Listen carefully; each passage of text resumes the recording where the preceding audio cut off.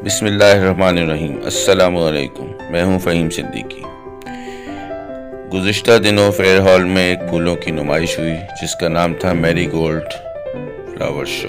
इस नुमाइश में हमने एक बहुत ही दिलचस्प फाउंटेन देखा। आइए हम दिखाते हैं आपको। एक काफ़ी बड़ा और ख़ूबसूरत फाउंटेन जो कि सफ़ेद झाग से भरा हुआ है और लोग इसको खूब इंजॉय कर रहे हैं, खुसूसन बच्चे भी, और इसके इर्द गिर्द जमा हैं। इस सफ़ेद झाग वाले फाउंटेन की वजह से इलाका और मनाजिर बहुत ही दीदा ज़ेब हो गए हैं। ऐसा लग रहा है कि बर्फ़ का ढेर पानी पे तैर रहा है, जिसकी वजह से लोग बहुत महजूज़ हो रहे हैं। वीडियो को ज़रूर देखें, आपको आगे जाके बहुत से दिलचस्प मनाजिर नज़र आएंगे।